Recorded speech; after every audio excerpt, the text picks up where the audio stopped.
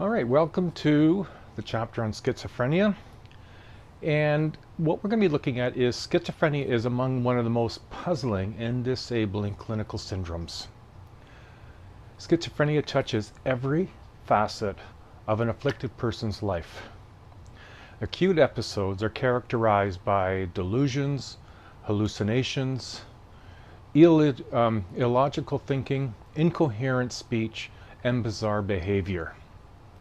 Between episodes, people may still be able to think, unable to think clearly, and lack appropriate emotional responses to people and events in their lives.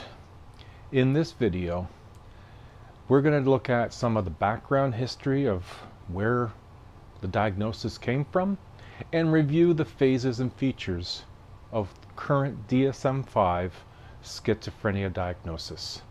So let's get on with this. This is part one, and we'll carry on right now. Looking at clinical features of schizophrenia, we're going to look at the historical conceptions of schizophrenia. And Emil Kraepelin was the first to describe the syndrome that we now know as schizophrenia. Now, mind you, he didn't call it that. He labeled the disorder dementia praecox. And he believed that it was a disease that developed early in life and followed a progressively deteriorating course. He thought that there was a disease process.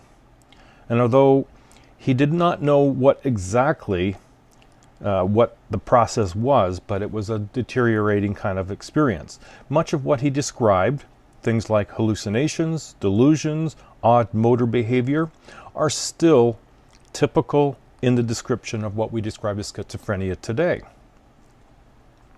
Eugene Bleuler, he renamed the disorder schizophrenia, and he believed that its course was a more variable, less disease-like, less progressive in a line, and more variable. He also distinguished between the primary symptoms, of which he described as the 4 A's. You'll find these on page 353 to 355, a description of what they were. And then he also described secondary symptoms, which he would call the delusions and hallucinations.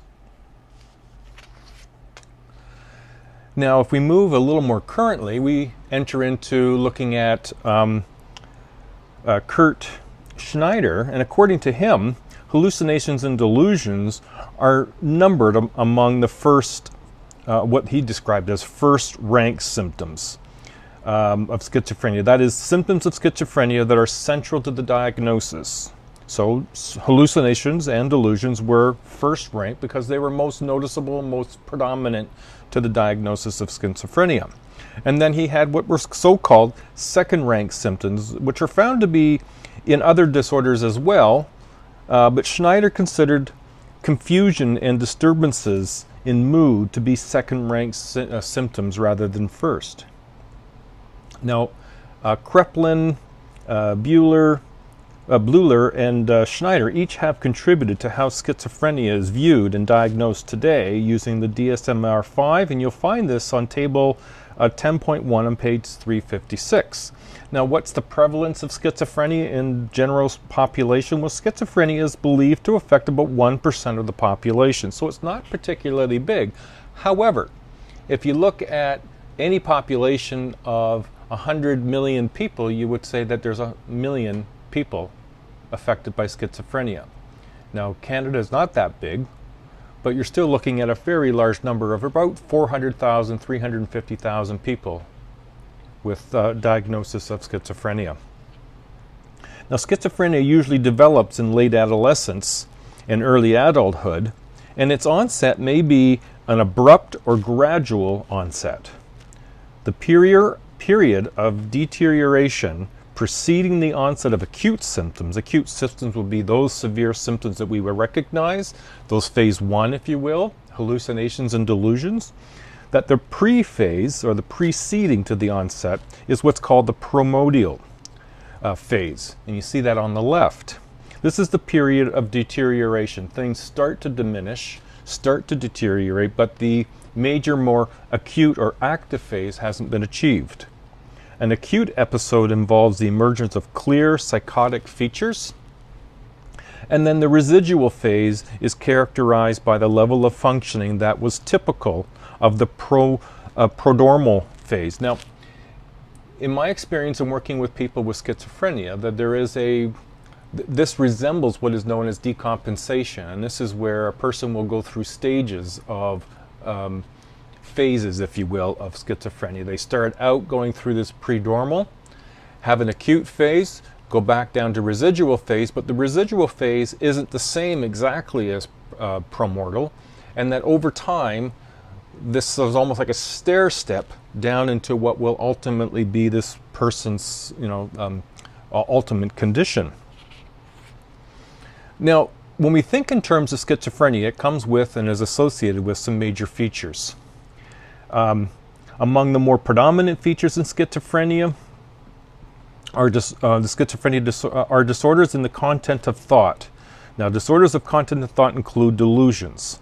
And there's also, in this disorder, form of thought disorders, which are basically thought disorders.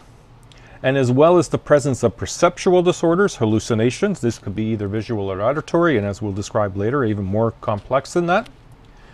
And emotional disturbances, which is a flattening or inappropriate affect, and we'll get into this in the next slide.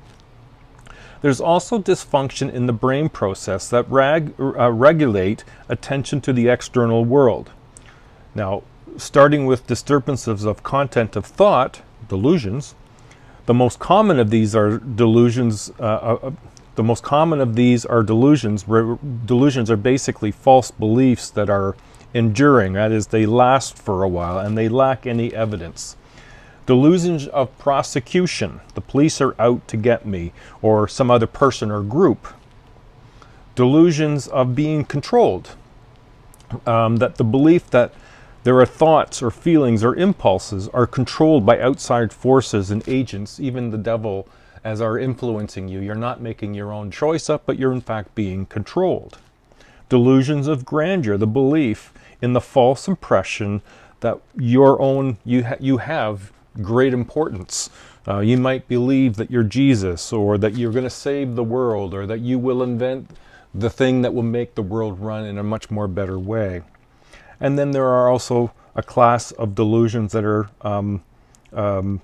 other way known. That is delusions like thought broadcasting, thought insertion, thought withdrawal. You'll find these on page 358. Now, delusions certainly are not the only element. There is, as mentioned in the beginning portion of that last slide, I've talked about disturbances of form of thought. Now, this will include things like when, normally you and I have these experiences of disturbances in form of thought. We're daydreaming or just letting our thoughts wander, and that's normal. Otherwise, our thoughts are rational, logical, and they're tied together. Now, thoughts of people with schizophrenia tend to be more disorganized, illogical, more disturbed. These are known as thought disorders, or the breakdown of the logical associations. And so you see an example here of some writings. So this will be a logical breakdown of associations of thoughts. Poverty of speech is also common. Speech that is coherent but limited and vague, with little information or value, less common. Neologisms, which are made-up words, and they have no particular meaning. You'll find that neologisms will also occur in some forms of dementia and Alzheimer's. Preservation, which is the repetition of thoughts and words. In other disorders, this is called echocholia, the repeating of words and phrases. And then there would be clanging, putting words together because they rhyme or they sound alike, and then blocking, the involuntary abrupt interruption of speech and thought. You might be on a stream of thought, a way of thinking, and then all of a sudden an abrupt shift into some other form of communication or speech or thought. And there's no smooth transition, it's an abrupt shift. Now, these would be some other major disturbances of form of thought. Carrying on with major features, we can get into attentional deficiencies, being able to focus and pay attention to relevant stimuli in normal expectations.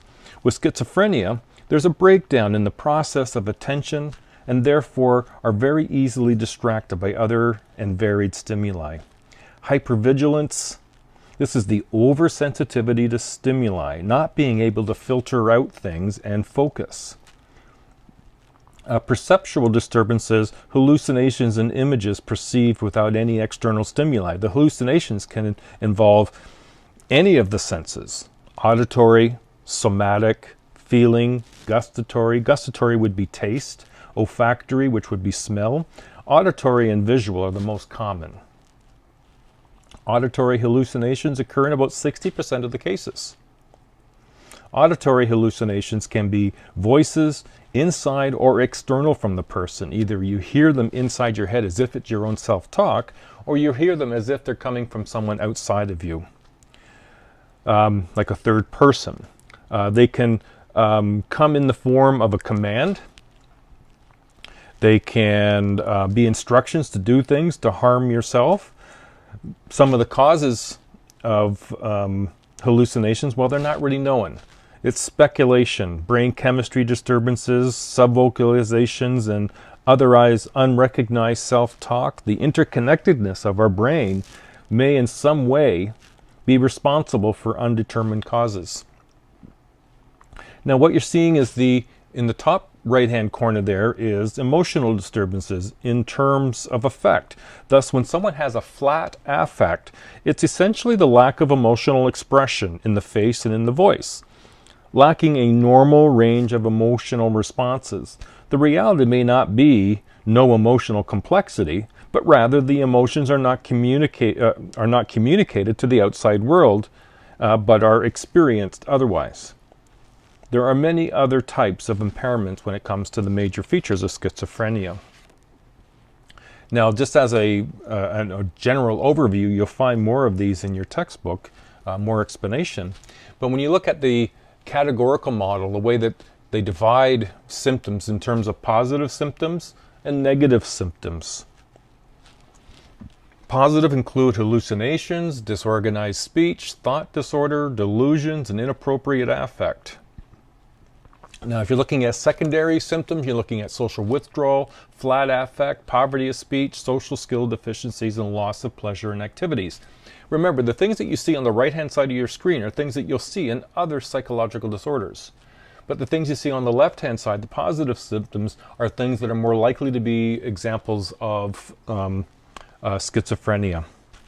So what you've maybe noticed, and this is one of the differences between the DSM-IV and the DSM-V, is you're not seeing categorizations or names of schizophrenia that include what was in the DSM-V. That is things like catatonia, paranoid schizophrenia. You won't see those terms because they're not used now. The DSM-V now looks at things more in terms of major features, the positive and negative, categorical model of what schizophrenia is. So this is one of those big shifts in the look at schizophrenia as a psychological disorder from looking at the DSM-V and the DSM-IV. All right, there we are. The next video we're going to look at the theory and treatments. Carry on and have a good day. Bye now.